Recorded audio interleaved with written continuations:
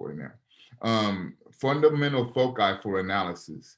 And in this process, explore the usefulness of Ma'atan ethical thought as a resource for modern moral discourse and philosophic reflection on critical moral issues, right? So one, he wants to examine what this idea or this concept of Ma'at is, right? I want to be able to have a very clear understanding, but he wants to be able to bring that understanding into our current day, right? And where I gathered that is the latter part of that passage where he says, explore the usefulness of Ma'atan ethical thought as a resource for modern moral discourse, right? So how could we take this idea of Ma'at and apply it to our now as it pertains to this notion of morale, right? So this is what he wants to do with this book. So one, you need to understand what Ma'at is. And really the readings that you guys got, it gets to this idea of what is Ma'at. The title of the reading was called Ma'at, the conceptual idea. So how do you conceptualize this notion of Ma'at? So we start off the reading, your first initial official paragraph right here in the text. This is on page 5. Towards the middle of that paragraph, it says, actually, this conceptual elasticity. Does anybody not know what elasticity means? So we all know what elasticity means. So can somebody give me a definition of how elasticity could be used in this context?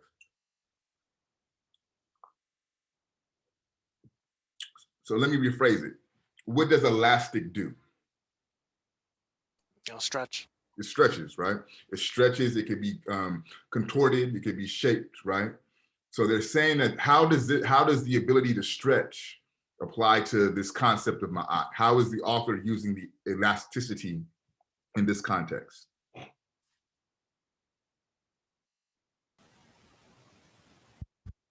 The way I see it is because of like how they were talking about Ma'at, how it covers various aspects of just human nature. It aspects that connection to the divine, where people always are trying to look at the divine aspect of it.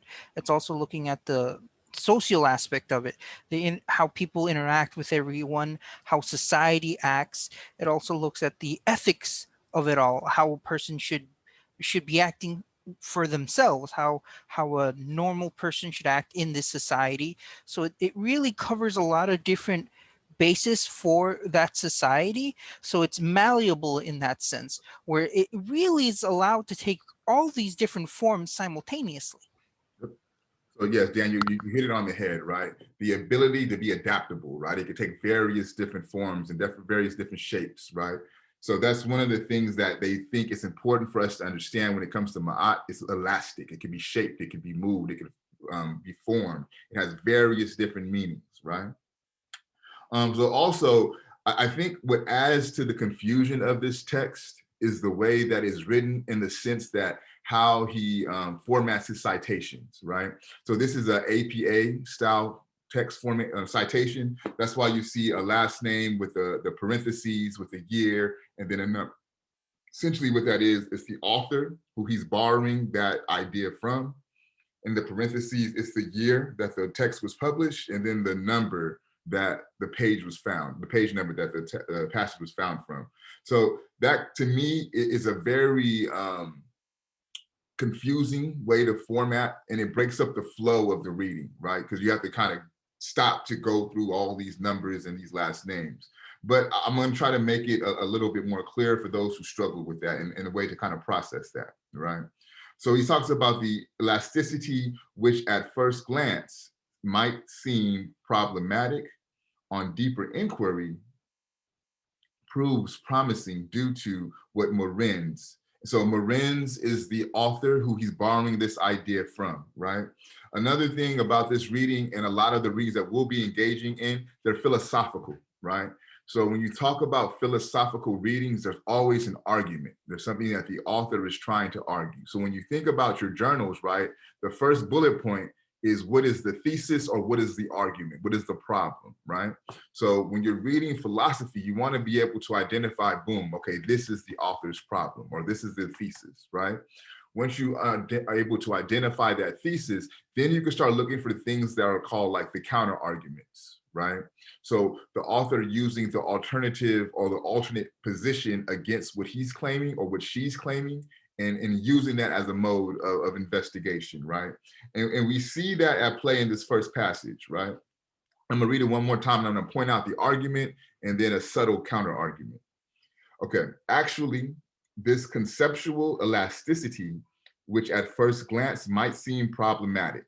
So with that saying there, that initially this idea that ma'at could be elastic, it could be viewed as problematic, right? So it's the first claim. But then it says on deeper inquiry, so that lets you know I'm shifting the way that I'm thinking about this, right?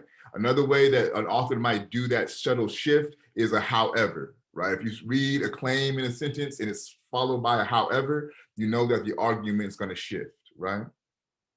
On deeper inquiry proves promising due to what Morin's, and we know that this book was published in 1984, is on page 16, calls Ma'at's rich treasury of meaning. So that rich treasury of meaning is in quotation marks. So we know as readers, that's what Morin said, right?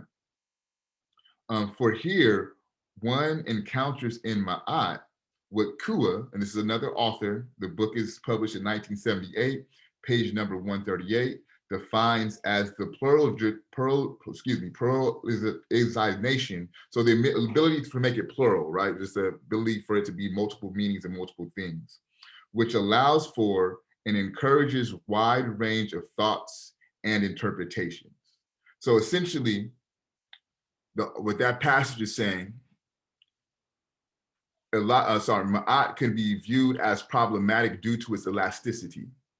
But Morin's problematizes this notion by asserting this, what he calls the rich treasury of meanings. So Ma'at has a various different meanings, which are rich, right?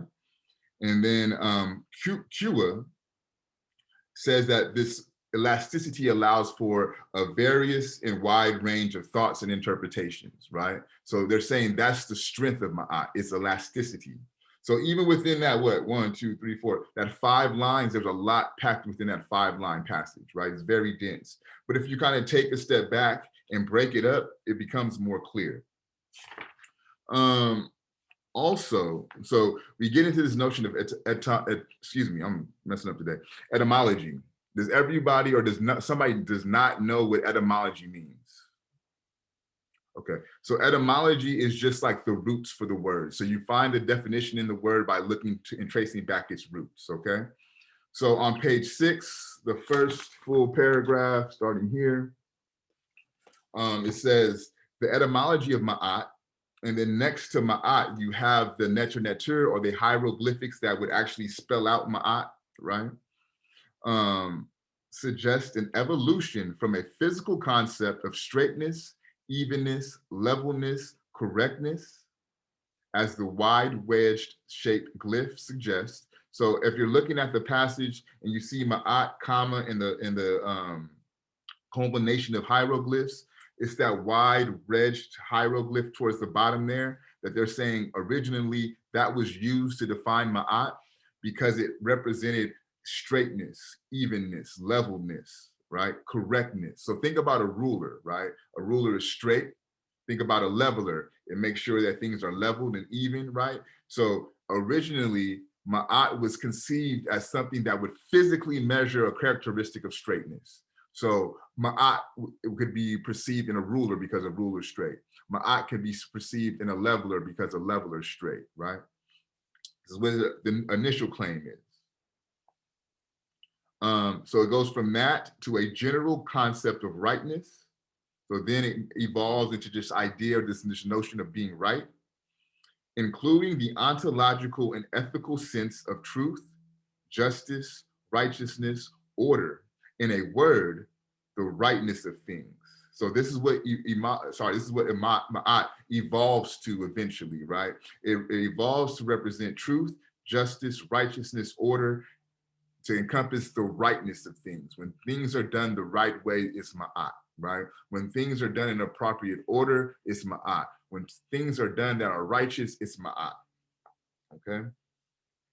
Moving to page 7, I think this is also of interest. He goes on to note that in addition to ma'at as an epistemological or philosophical ideal, a moral ideal, and a metaphysical ideal, it is, in a real sense, also an ecological ideal. Inasmuch as the ideal of ma'at opposes all enterprise, which tends to destroy the cosmic order, nature, and thereby commits itself to the future or destiny of humanity, right? So you have to be in line with nature, right? So under a society that is ma'atan, this idea of global warming, it would not be a thing because you have to make sure that you're taking care of nature first, right? If you're not taking care of nature, you're out of pocket with ma'at. So it's an ecological conception. Let's see. We'll do a few more. I think on the bottom of page 7, like in this section, in this area here, it's very important. It talks about the four areas of Ma'at, or the 4 domains of Ma'at. We have the universal domain, the political domain, the social domain, and then the personal domain, right? So in the universal domain, it's the totality of ordered existence and represents things in harmony and in place, right? So from the universal standpoint, everything within existence must be in order and must be in place. So that's how Ma'at applies to the universal. To the political, Ma'at is justice in opposition to injustice. So how Ma'at is ordered in politics in the society, right? Whatever is just is going to govern and order the political realm, right? So it's not about what laws say. The laws are going to be about what's just. The laws are going to be created to institute justice, right? So it's not about who can lobby the most to make sure that a law goes through, right? It's not about who's going to vote these laws into being. It's strictly a question of justice. And they're opposed to anything that represents something unjust, right? So that's how their political order is governed. Then the social domain, how society is ordered, how one relates to one another. The social domain, in which the focus is on right relation and duty in the context of community, right? So you have to be attentive to your community. It can't be strictly about me and how is this going to benefit Amiri, but how is this going to benefit the whole of society? How is Amiri interacting with the community at large, right? And then the personal domain, in which following the rules and principles of Ma'at is realized correctly the universal order in oneself to live in harmony with the ordered whole. So number 4, the personal is tied to the universal, right? Because you need to be able to live in harmony with oneself in order to be in harmony with the universal whole. So you cannot be in harmony with the universe, you cannot be in harmony with nature if you're not in harmony with yourself, right? So you have to take care of home before you can start taking care of other things. So this is how Ma'at is ordered in the universal, in the social, in the personal, and in the political. Those are the 4 domains that you can see Ma'at manifesting.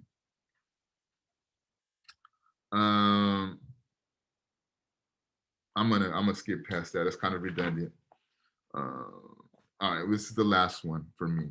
The key point of this discussion then is that the practice of Ma'at is conceived and carried out within the worldview which links the divine, the natural, and the social. Okay, so this kind of goes back to what we we're saying earlier. The Ma'at connects these 3 phenomena. The divine, which is, God, the Most High, however you refer to that entity. Sorry, I got kids and they just be fucking up shit. The divine, the natural, how nature is ordered, right? And then how the social is ordered, so how society is organized. Those are 3 of the ways that Ma'at is intersected. These 3 domains are interrelated, so they're tied together, interactive, and mutually effective. Now, it's mutually effective with an A, not effective, right? So that's very clear to draw that distinction, right? And a Ma'atan person understands this and acts accordingly, as the history of the idea of Ma'at, which is presented below demonstrates, right? So again, it's the interaction and the intersections between the divine, the natural, and the social that Ma'at is concerned with, okay? And we can see these three intersections play out within this understanding of Ma'at from a theoretical standpoint, from like a religious standpoint, okay?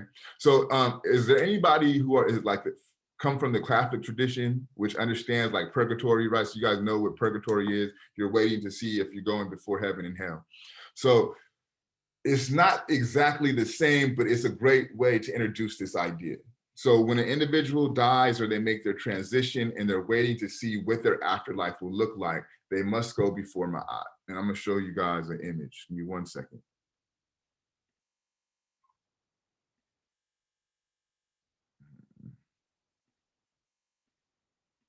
Okay.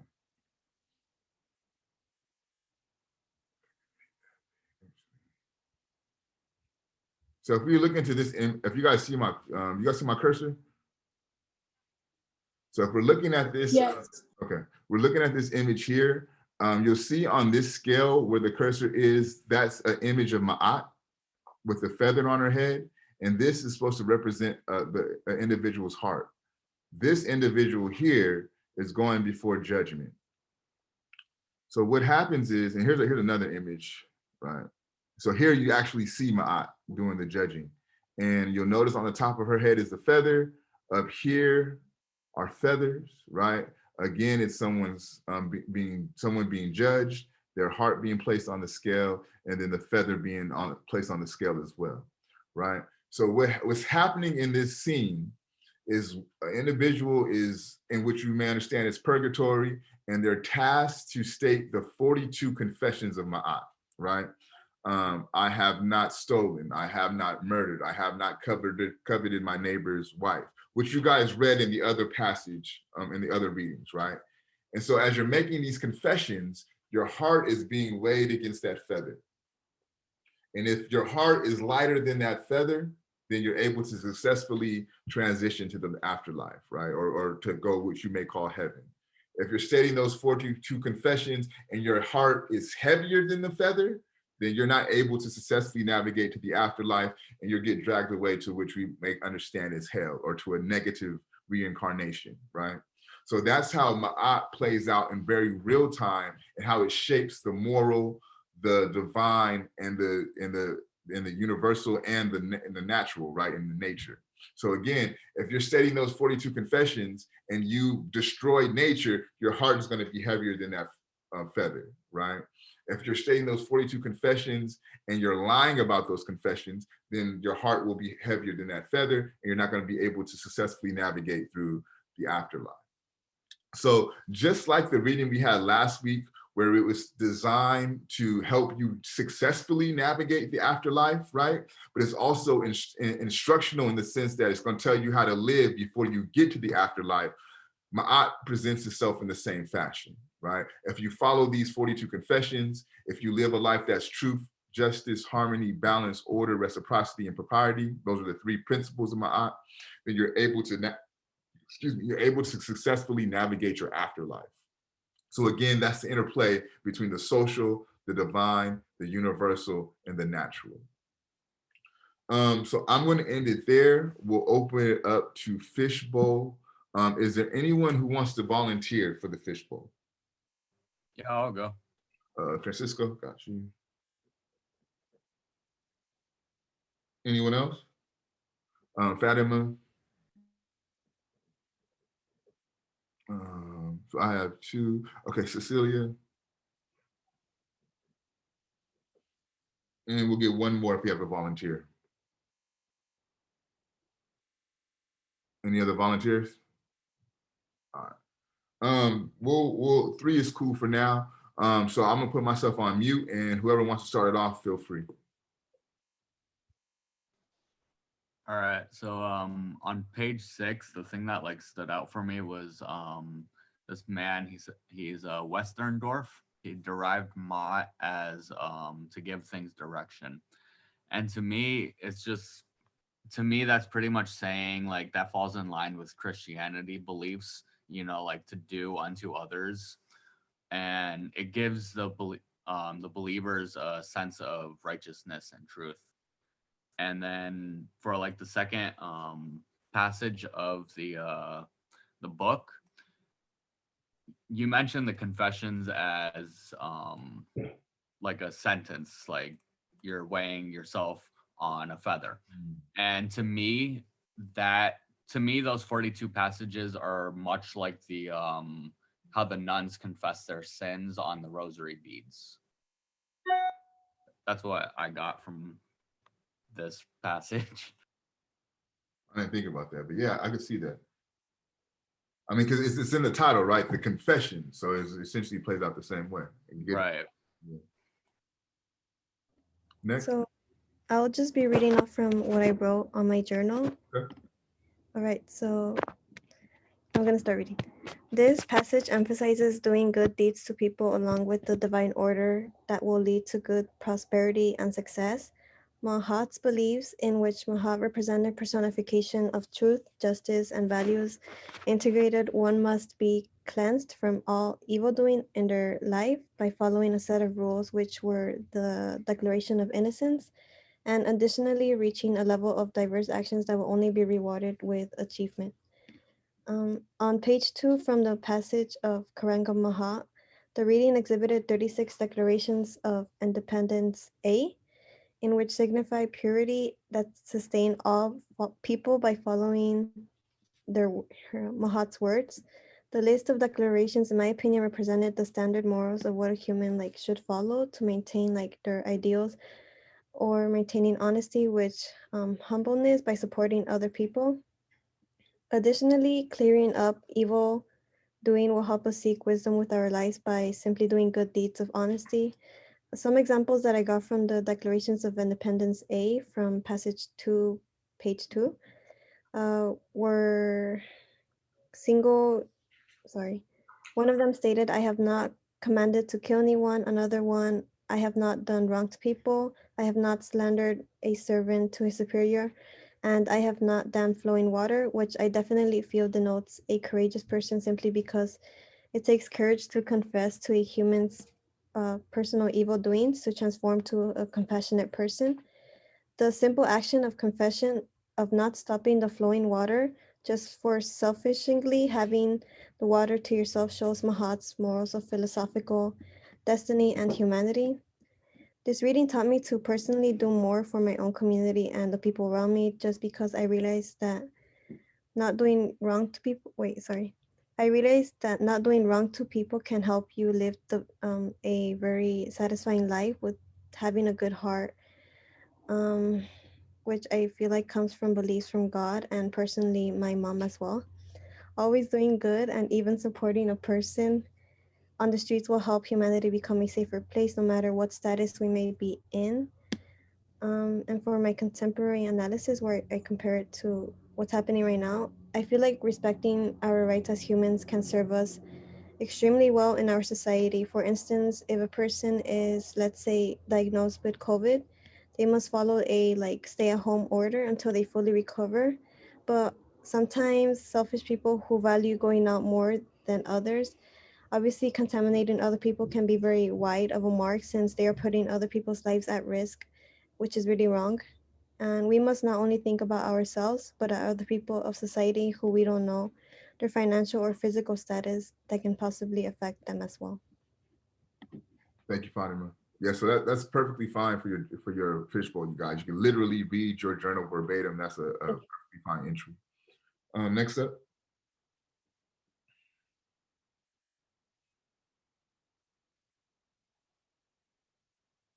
Okay, so I want to read part of my journal just to get introduction of my understanding of the Mat philosophy. So I think the Mat is a comprehensive construct that existed through ancient Egyptian civilization. So there are three different, directions to understand it. Actually, cosmologically, Mat is the principle of order that informs the creation of the universe. Religiously, Mat is the godness representing order to or balance, actually. So philosophically, Mat is the moral and ethical principle that all Egyptians were expected to embody, in which daily actions towards family, community, nation, environment, and God.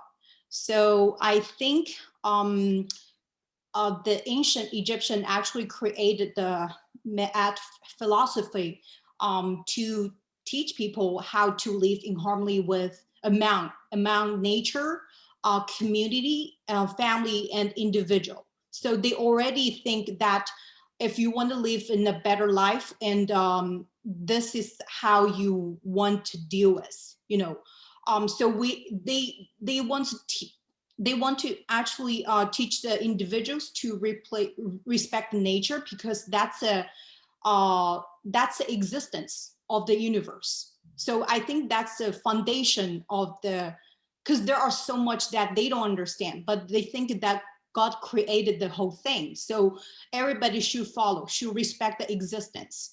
And back to religiously religious thought, because the people who created this kind of philosophy, they want to use the invisible power, which is a God, to put everything in order so people can follow, because that's something that it's invisible, and it's so great that we have to obey. And also the philosophy is related to moral principle, because those wisdoms already find out the importance of deal with the to establish the balance in between community and individual, because they find that there will be conflict if we don't deal with it. So that's my understanding of this.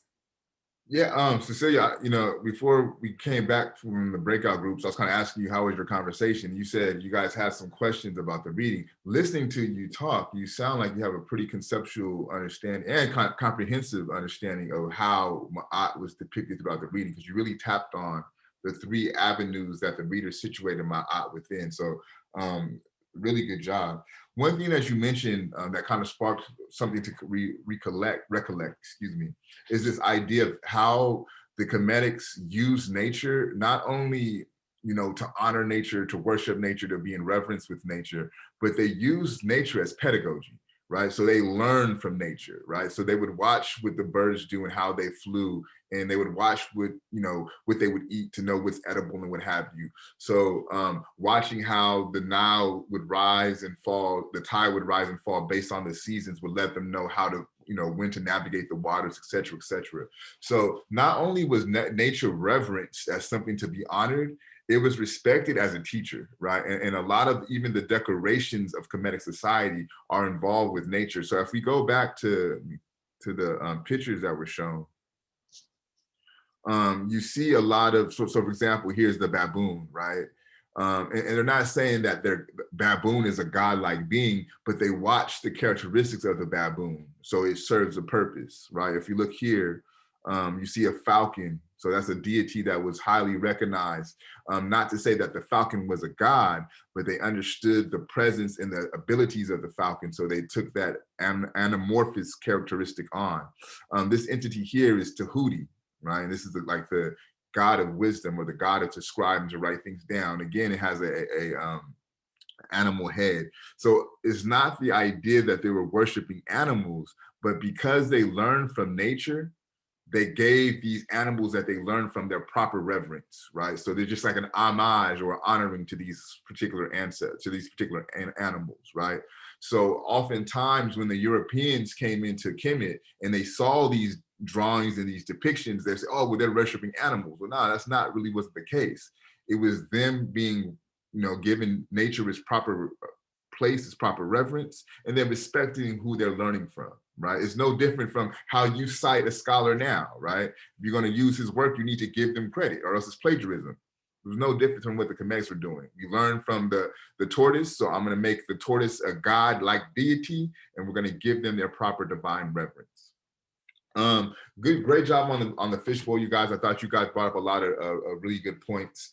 Again, this wasn't an easy reading. I think it's something that a little bit more of a demand on this reading. So what I would like to do is open the conversation up to the rest of the class. And I want to start, with what questions that you guys have about the reading.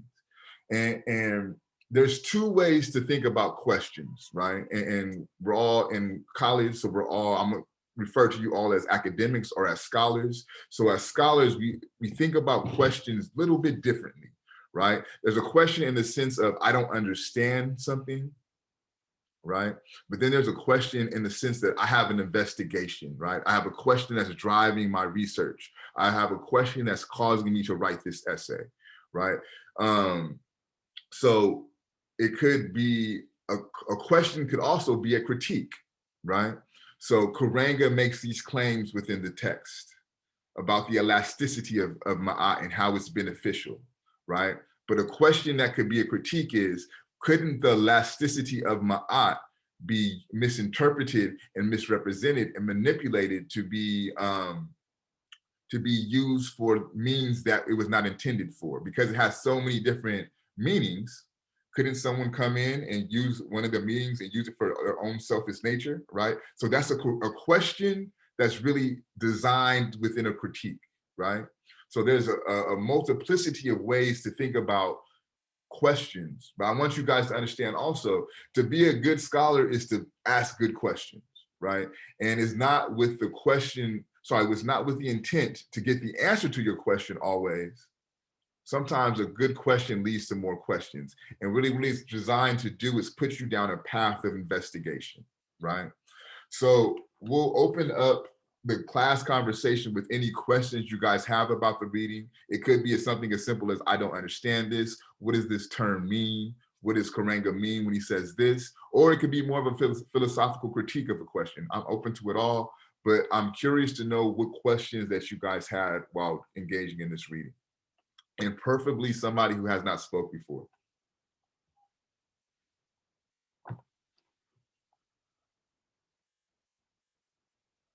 So everybody understood the reading? Nobody had any questions? So we could volunteer, or I could start calling on people. Go ahead, Cecilia. I have a question, because when I was reading this book, there's a question always in my head which is the existence of religion in terms of the political power through 1,000 years ago, when we start to establish the government. So I think the religion is always being used by the political power to rule people throughout their human history. And my question is that good?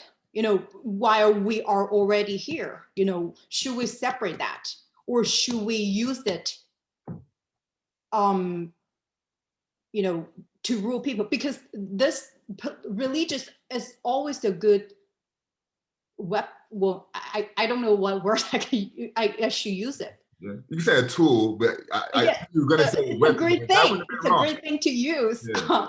If you have most of the people believe in one thing, one religion, but if we live in a country that we believe, people are so separated, or they believe in a different God, how do we do that?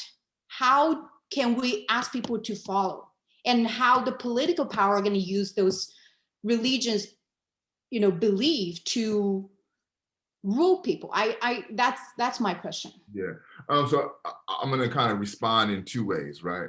So my first response is, if we were to work through this text, you don't really hear religious or religion. It's religiosity in the sense that it sounds religious, but it's not like a religious doctrine that these principles are really preaching. These are just ways to live, right? So if you think about Kemetic society, there was no religion. It was just a way of life, right? This is just how you're going to conduct your life.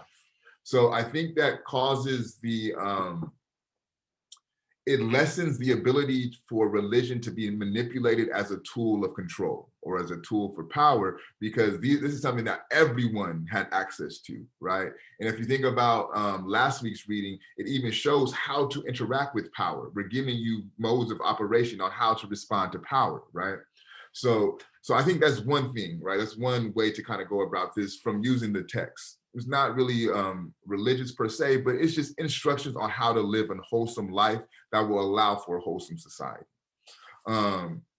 The other way that I'll answer this, if we go back in time, I want to say 1442, I could be wrong on the date, but the papal bull, right? The Catholic Church elicit this decree that we will go out and conquer and spread the Christian gospel, and we'll plant this cross all over the world to signify our presence, right? So that is a direct response to your question, Cecilia, in the sense of using religion to conquer and to manipulate, right? So at the papal bull, not only did they say that we're going to spread Christianity and Catholicism, we're going to begin the process of enslaving individuals who are not considered Christian, right? Because now they're heathen, they're devil worshipers. So now I have the divine right to go into these areas and make them Christian, right? And this is when you start to see the birth of colonialism. You start to see the slave trade starting to take into effect. So that's the other flip side of how religion can be used in order to manipulate and institute power. We operate in a society that says we're going to separate church and state, right? And it says that, but at the same time, right, we're very attentive to what type of president that we're dealing with. The last president was 45, was considered by and large a Christian president, right? He espoused Christian ideas, but he performed differently, right? He didn't act as if he was a Christian. 44, right? There was a whole thing, he's Muslim, right? So everybody's thinking about so if it was really a separation of church and state, that wouldn't matter. You should be able to be Muslim, you should be able to be Buddhist, you should, whatever you want to be, but you're still going to be a political figure in a way that's correct. So while we claim to be a state of church, a separation of church and state in this society, it doesn't always play out that way in real time, right? Even if you look at John F. Kennedy, who's one of the most beloved presidents in this country, there was a knock on him because he was the first Catholic president, right? So again, if it's a separation of church and state, it should not matter. So you're absolutely correct, Cecilia. And to answer your correct question directly, I don't think society has come to a point where they can effectively use religion without conquering. History shows that they continue to do that, right? The only time where that really hasn't been the case is what you call anti-A-N-T-E modernity. So this just means anti means before, and modernity, it could be understood as when Europeans kind of took over and became world powers, right? So, and that's really going back to these type of principles.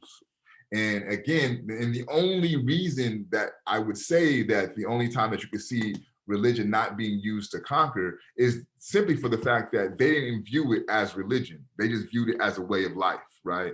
And within that way of life, it wouldn't be in alignment with Ma'at to go and conquer another society, right? You want to be in harmony with nature. So that would be antithetical to how, Ma'at should be practiced. But that's a very, very good point.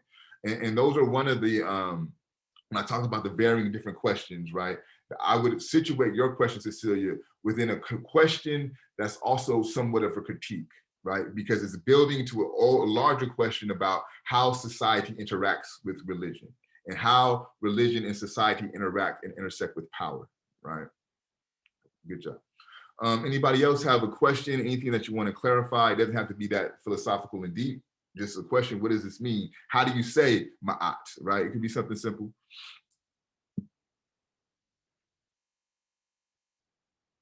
So Jasmine, what are any questions that you may have had or any general thoughts you had about the reading?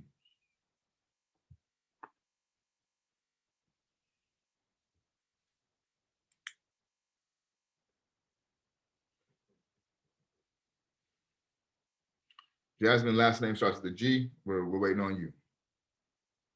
Oh yeah, sorry. No, I believe you guys clarified everything during the conversation and the fishbowl. It was mainly just the last part, and then just knowing who Matt was really, or like what the, yeah, like who she was. Okay. So And, was there any portion of our conversation or any individual that helped provide you further clarity on some of your confusion?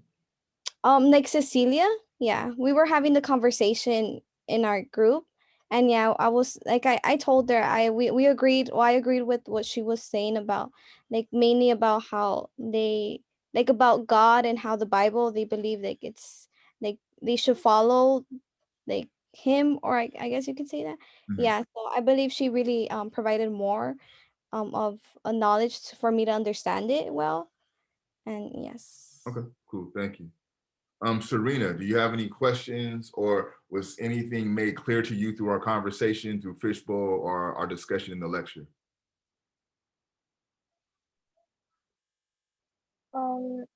I just think that it's interesting how some of the things that they were thinking back then sort of apply to today.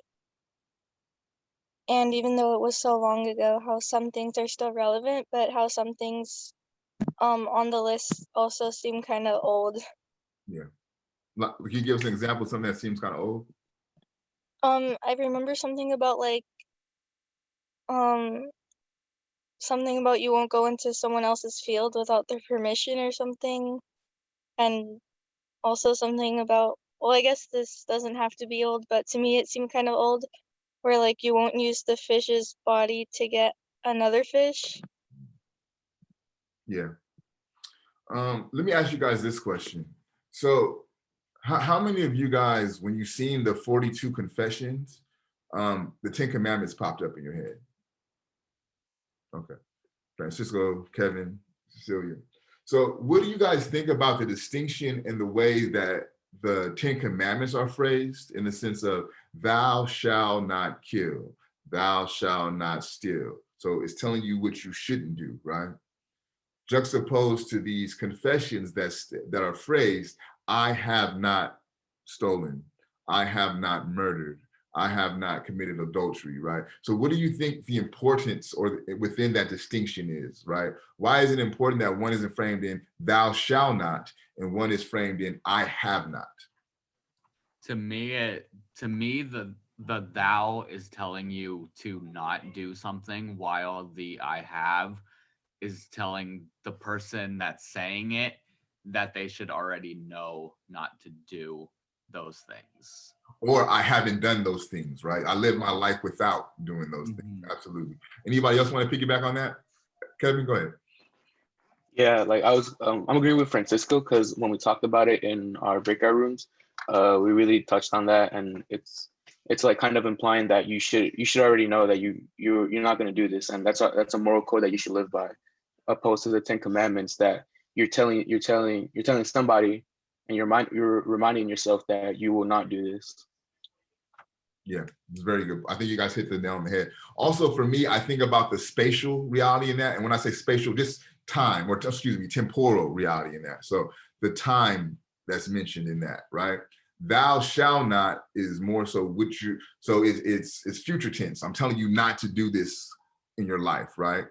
I have not, that's past tense. So I've already lived my life and I'm just telling you what I haven't done, right? So to me, that becomes important, because if you think about what the 42 confessions are used for, and that judgment image that I showed you guys of them going before the scale, right? That has to be in a past tense formation, because you can't talk about what you won't do if you're already dead, right? Like I already lived my life, so that's not going to count. That's not going to be relevant. But now it becomes what I haven't done within all my life. So now you could determine whether I'm qualified to make it into a successful afterlife, right? So I think also the temporal analysis, when it comes to the distinction between thou shall not and I have not, also comes into the fore. Let's hear, how much time we got left? About 10 minutes. I have a question. Yeah. So like, if you, is it the Declaration of Innocence, right? Is that what it's called? So if you, like number 5, it says, I have not done evil. So like, what if you have like done evil? Like, what happens? I'm just like. So that feather becomes more, that your heart becomes heavier than the feather, right? And if that happens enough, then your ass is going to hell. I mean, to put it in another way, right? Like you are not able to successfully make your way to the afterlife. So, and let's say, for example, right, it may not be number 5, but it's number 7. So whatever is going to cause your heart to be more heavy than that feather is going to cause you to go to that negative afterlife.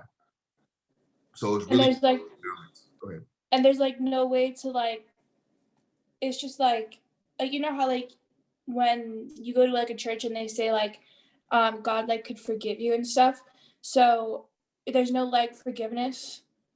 So the thing about it like this also, Ashley, if you go to church and you ask forgiveness, you're what? You're still living, right? Like you're still able to atone for that action, right? So at this context, you're already dead. So you can't forgive you, you know what I mean? So how are you going to make atonement? You lived your life already. Another thing is this is really, they're set in place to teach you how to live, right? So you have your 42 declarations of innocence, you have the 42 confessions. They're broken down into 7 core principles: truth, justice, harmony, balance, order, reciprocity, and propriety, right? So the way they're constructing these things is you live your life by these 7 principles, you should be able to successfully state the 42 confessions or the 42 declarations of innocence and make it successfully to the afterlife, right? So it's really not a system in place of forgiveness, because it's really about you living in a way that is righteous, right? But it's also not like, oh, I did one evil thing, fuck it, you're going straight to hell. That's not the case also. It's it's a balance. It's to see how pure is your heart, right? How are you evil? So it may even be this, right? I have done an evil thing. And I'm going to say that truthfully. And they're going to take that into account also because you're speaking the truth, right? So that's another way that judgment kind of plays out. Does that answer your question? Yeah, it does. Yeah. Okay, I was just wondering. Yeah, that's a really good question. Yeah, absolutely. Anybody else? Any questions? Any comments in the last couple minutes? I believe is it pronounced Ainsley? Ainsley. Is there anything you would like to contribute? I'm not sure that I want the answer to this question, but for number 20, when it says I have not had illicit sex, is that just talking about like adultery, or is it also No. So think about last week's reading, and it says, I'm trying to think of the passage. It says, be circumspect in your sexual relations, right? So all that essentially means is be reasonable, be responsible, don't be reckless with how you engage in intercourse, right? Another thing, the Comedics believed in the act of sex as a divine act, right? It's not just for the process of enjoyment, right? It's probably one of the most fundamental and highest spiritual acts that one individual could perform it. Also, if you think about what sex is meant to do, right, is to procreate, is to make children, right? So they took that act very serious. And a lot of their understanding of how the world was made, sex is reverenced, right? So it's not like they're against sex, but they want you to be responsible with how you have sex. Also understanding that the role of your body, right? This idea or this notion that the body is a temple, they take that seriously, and they don't want you to defile your temple by having reckless sex. So it's not like, out of marriage, and that's not in the Christian way that we understand it. But they are attentive to what sex could do, right? One of there's literatures that says when you're having sex during the acts of climax, right, that's the best time to pray, because that's in the act of creation, right? So just as you create a physical being, you create desires and things that you want in your life to manifest as well. So the way that they understood it is vastly different from how we think about sex in our time, right? We live in an over-sexualized society. Them, they understood the purpose for sex means something totally different. Does that answer your question? Kind of. Like, were they against gay sex, or like is that part of it? That's what I was asking. Okay. No, I don't think it was a. And I can kind of address this from a multiplicity of ways, right? So in ancient African tradition, there was no like taboo against homosexuality, right? I'm thinking more so in West African traditions, but again, keep in mind that the traditions of East Africa traveled west as well. There was, I forget the term that they have for her or for him, but it's, for example, a woman who can embody male characteristics, right? And the purpose of that individual is for them to be like a bridge between the two sexes. Because, for example, in West African culture, when you come up, the boys go off to a rites of passage, the women go off to do their separate type of rites of passage, right? So it's kind of split in the way that you socialize. But the individual, the woman who has male characteristics, is kind of serve as an intermediary between the community of women and the community of men, and to serve as that link. And that individual would be by and large homosexual, and it wasn't like a thing that was taboo. So the principles would be the same regardless, in regards to how they looked at sex, regardless of who you had sex with, if that answers your question. Yes, thank you. It does. Yeah. I had a question for you though. Why did you not know if you wanted the answer to that question? Well, it's, I mean, I'm bi, so like I didn't really want to know. There's a lot of ancient cultures who didn't support it, and there's a lot of cultures today who don't support it. So I don't know. It just feels like a lot to know of one more that didn't. Got you. Yeah, nah, they didn't really see that as a taboo, right? Let's get one more comment or question and we'll call it a day, preferably somebody who we haven't heard from.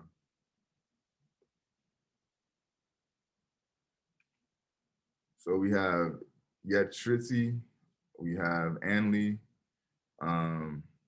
is it Armine, is that how you pronounce that? Armine.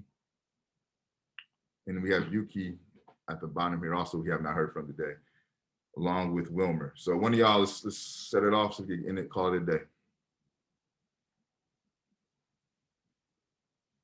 Just something to note also, you guys, if just something I paid attention to. So Cecilia, Francisco, Ashley, Kevin, I've heard from y'all a lot today, and all y'all have your cameras on, right? The people who we haven't heard from today don't have their cameras on. It's just something that I consistently notice as we go through these lectures. Go ahead, Yuki. Yeah, I have a quick question. What's the difference of like Declaration of Innocence A and B? Because A have only 36 and B has 42. Mm-hmm. It's just the continuation of them all. So you had to state all of those declarations when you go before judgment, right? Yeah, I think it's just the continuation of the same declarations. Also, it's the translations too. So in Declaration of Innocence B, those are written in the Netter. And then you have the translations on the other page. So 144 is the English version, and then 145 is like the Netter. Okay. Yeah. All right, so for next week, let me jump back to the share screen here.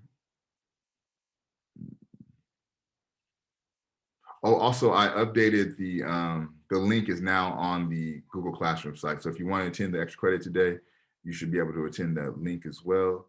Professor, do we turn it, like, should we send it to you like as soon as possible, or do you just want it to like include it in the journal? Yeah, just give it to the journal, and then I'll give you the extra credit once I read that entry. Okay. Okay, so for our next reading, let's see. We'll probably should do Glissant. Yeah. So this will be our next week's reading. It's not long. It's here, Glissant, Poetics of Relations. Give your time to read through this though. I don't think it's as dense as what we just read, but it's double check something real quick. It's not as dense as what we just read, but keep in mind it's a poetic, right? So it's not going to be as scholarly. It's not going to be as easy to pin down. You're going to kind of have to think about his ideas and what he means. So this will be your reading for next week. Again, it's not a lot of pages, but it is a poetic, so it's going to be a little bit abstract. So, be prepared to deal with that abstraction. But what we're doing from the genealogy of this course, right? We talked about the ancient Cometics. We talked about their moral society and what drives their society. So now we're leaving the continent of Africa and we're beginning our journey west. The open boat that Weekly Salt is referring to is the Middle Passage transfer that took place, that took African people outside of Africa and put them throughout the Western Hemisphere. Not to say that they weren't already in the Western Hemisphere, but by and large, this was the mass migration. Well, I don't even call it migration, the mass abduction of African people to the Western Hemisphere. So that will be our conversation going into next week. Again, their extra credit is available and you have the access to that link on the Google Classroom site. Is there any last minute questions for me? Just out of curiosity, what happened to the first extra credit thing? Because they gave me the wrong link. The link that he gave me was to his office hours. So even for me, when I was trying to log in, like I couldn't get in and I had to text him like, yo, what's up? And then he sent me the right link. And by the time I got in, I was like, because I was already, yeah. So I apologize for that, but he no worries. But there will be several more extra credit opportunities. I will be guest lecturing at least 3 more times at Antioch, and each of those will be extra credit. So we'll have some other opportunities. All right, cool. Yeah. Any other questions? Is that the one that you want us to look at? The only one that you want us to look at, the poetic of relation? Yeah, we're just gonna do the poetics of relations. So just read through those. But again, it's a poem. So don't think you're gonna, like, you know what I mean, sit down and get complete understanding in first read. You gotta kind of play with the ideas. Any other questions? All right. So you guys have a good week. Be safe, be healthy, and I will see you next Tuesday. Peace. Thank you, Professor. You're welcome.